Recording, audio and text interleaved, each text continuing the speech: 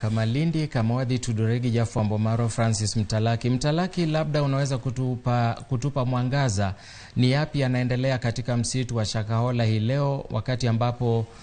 tunaona kwamba waandishi wa habari kidogo wengine wameruhusiwa kuingia japo jana hawangeweza kuruhusiwa.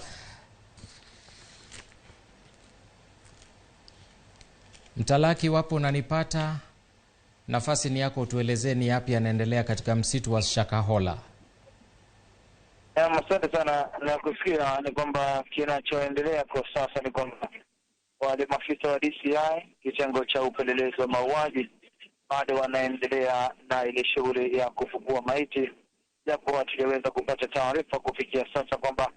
kwa siku ya leo, siku ya 7 tangu tuweze kufika hapa shughuli hii ya kufukua maiti ianze, tujaweza kufahamu ni maiti ngapi zimefukuliwa sasa, lakini tunafahamu kwamba hapo jana maiti 8 ziliweza kufukuliwa na kufikisha idadi ya wale ambao wamefariki na kuthibitishwa na miili yao kuweza kupatikana kwa 98, na kwamba ile operesheni ya kuweza kuwaokoa inaendelea sambamba na shughuli hii ya ufukuzi wa maiti, na tunataraji pia mwindo wa saa 9 pia ile mshirikishi kutoka ukanda wa Pwani Roda Onyancha atakuwa mwenye kufika hapa na kuwahutubia waandishi wa habari, na pia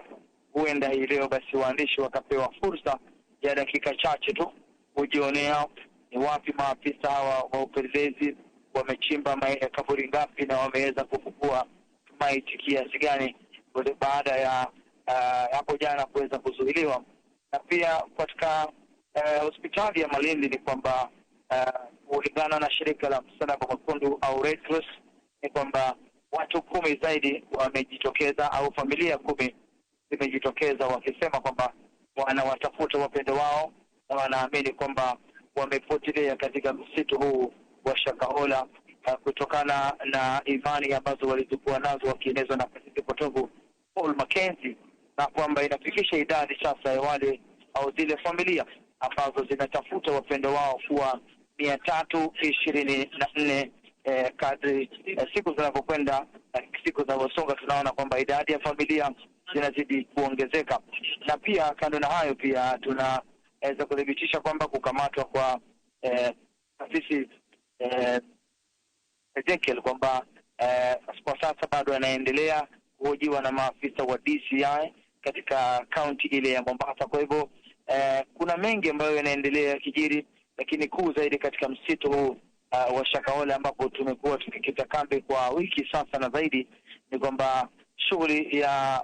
kufukua maiti inaendelea, na tunataraji kwamba tutaweza kufahamishwa ni watu wangapi labda watakuwa au maiti ngapi zitakuwa zimefukuliwa